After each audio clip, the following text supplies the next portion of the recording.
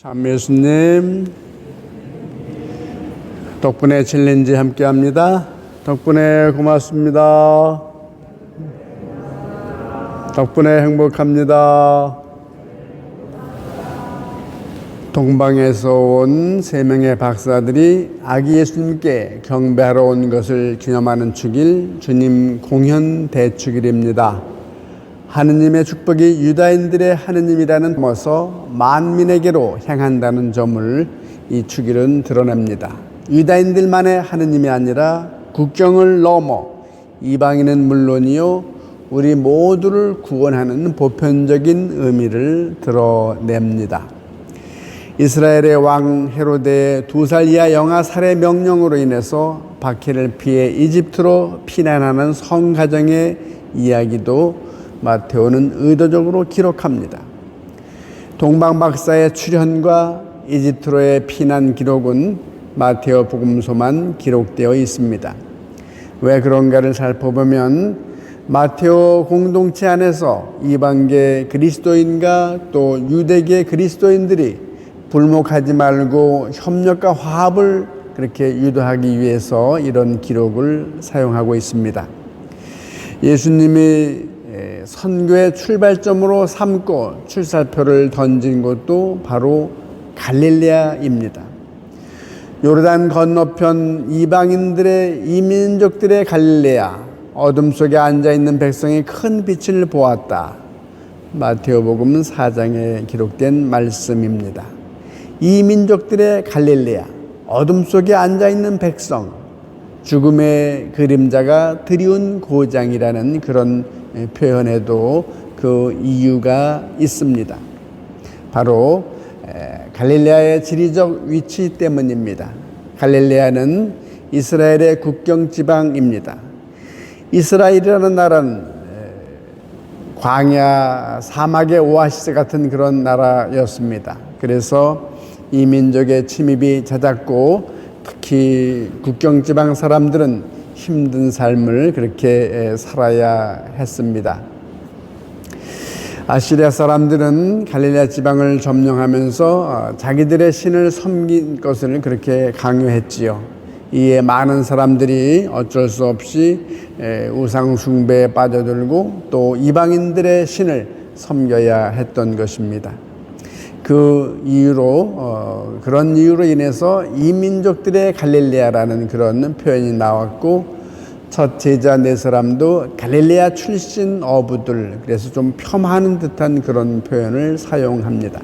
이처럼 무시받아온 이방인 출신 또 이방인 지역이지만 성경 곳곳에서는 그 이방인들에 대한 칭찬이 자주 나타납니다. 사마리아 여인에 대한 칭찬이나 시리아 페니키아 여인의 믿음, 그에 대한 칭찬, 또 백인 대장에 대한 믿음, 그 외에 세리나 죄인들과 자주 어울려서 먹고 마시며 함께하는 예수님의 모습을 전하고 있습니다. 별의 인도를 받은 동방의 박사들은 암흑 속에서 별의 이끌림을 받았고 예루살렘에 와서는 학자들의 도움을 받으면서 예수님을 만나 경배 드리게 됩니다. 성경을 통해서 유다 베들레헴이라는 곳을 알아내게 되지요. 우리들이 주님을 만나고 또 신앙이 깊어지는 계기를 생각해 봅니다. 우리가 날 때부터 이렇게 신심이 깊지 않았고 또 늦게 세례받으신 분도 계시겠습니다만 우리들이 신앙이 깊어지는 그런 계기를 보면 피정이나 혹은 대부대모님과의 만남, 사제나 또 수도자들의 인도, 또 지역소 공동체 레지오 마리아 활동, 성당의 봉사, 성경 공부 등 많은 기회를 통해서 다양한 인도자들을 만나고 또 그런 기회를 통해서 우리 신앙이 깊어집니다. 때로는 자녀들의 천년황체를 준비하고 도와주는 글을 통해서 또 자녀들이 속을 새기고 또 수험생 기도 이런저런 사연 사건을 통해서 우리들의 신앙은 그렇게 성숙하고 자라나게 됩니다. 그래서 우리들이 신앙에 깊어지고 또 별이 되고 빛이 되어준 분들에 대한 기억과 감사하는 축일을 공연 축일이 되어야 할 것입니다. 우리들의 신앙은 나 자신만의 신앙이 아니라 바로 나눠야 할 선물이기 때문입니다. 나눠야 할 하느님의 선물, 나눠받은 신앙이라는 것입니다. 때로는 우리 자신도 모르는 사이에 누군가에게 또 별이 되고 빛이 되어주고 또 주님께 인도하는 도구가 되기도 합니다. 그래서 그런 신앙의 인도를 해준 그런 은인들을 생각하는 축일이기도 합니다. 저는 유아 세례를 받았고 부모님으로부터 받은 신앙을 물려받았고 좀 그 후에 청소년 시절에는 좀 의무적인 그런 생활을 했고 고2 때 견진 성사까지 받았지만 그렇게 열심한 신앙생활을 잘 못했습니다. 그 후 20대 후반까지 포항제철 포스코에서 직장생활을 하면서 열심한 신앙생활을 하기에 이릅니다. 매일 미사 참석을 하고 또 전례봉사나 주일학교 교사, 내조마리 활동을 하면서 제 신앙이 깊어졌고 그 과정 속에서 제 신심을 높여준 포항의 예수성심 시녀의 허마리 요한 수녀님은 제 인생에 큰 전환점이 된 그런 분이십니다. 또 함께 레지하던 손무진 요한 단장님이 계십니다. 제게 있어서 그분이 단장일 때 저는 프레시티움 서기를 하면서 같이 신심을 키웠고 지금 그분은 대구교구 포항 장성성당 주임 신부로 있습니다.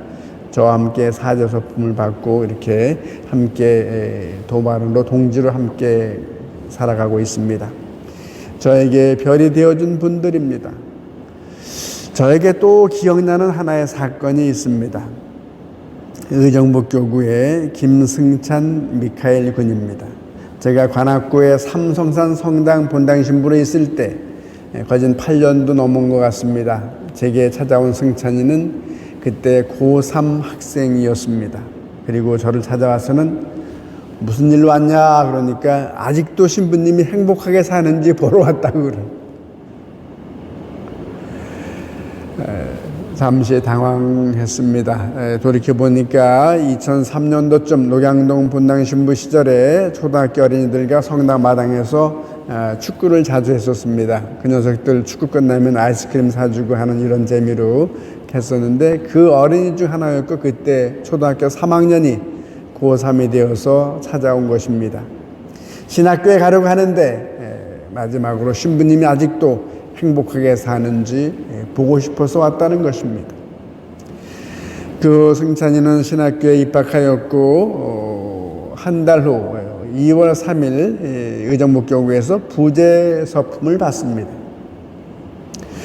제가 의도치는 않았지만 제가 그 친구들에게 신앙의 빛이 되어준 그런 사건이라고 할 수 있을 것입니다. 주님의 공연, 동방의 현자들이 별의 인도로 우여곡절 끝에 주님 만난 사건입니다. 그래서 공연 대축일은 제2의 성탄이라고 합니다. 유다인들만의 구세주에서 이방인들은 물론이요 우리들의 하느님으로 동방 박사들에게 드러난 주님이기 때문입니다. 그래서 성경의 인물들을 넘어서 성서의 인물들을 넘어서서 나에게 또 우리에게 드러난 하느님 제2의 성탄, 제3의 성탄으로 재해석되고 또 자리매김해야 할 것이고 그를 경축하는 축일이어야 할 것입니다. 축일의 주제도 그리스도께서 이방인의 빛으로 널리 알려진 것에 초점을 두고 있습니다. 결국 구세주 탄생을 알리는 베들레헴의 그 별빛은 그리스도인만을 위한 것이 아니라 갖가지 어둠 속에서 염원하는 모든 이를 위한 구원의 빛이라는 점을 그렇게 드러내주고 있습니다. 우리 교회는 모든 민족의 구원의 장소이고 그리스도의 현존의 표지로서 빛을 드러내 보여주고 있습니다. 오늘날 그리스도께서 당신의 구원을 모든 사람에게 베풀어 주시고 하나로 모아들이시기 위해서 교회를 통해 이 세상에 드러나십니다. 그리스도의 공효는 교회를 통해서 우리를 통해서 오늘도 계속되는 것입니다. 따라서 교회의 구성원인 우리 자신이 예수 그리스도의 공현이 되어야 할 것입니다. 바로 우리가 별이 되고 빛이 되는 그런 축제, 그런 소명을 자각하는 날이라고 할 수 있겠습니다.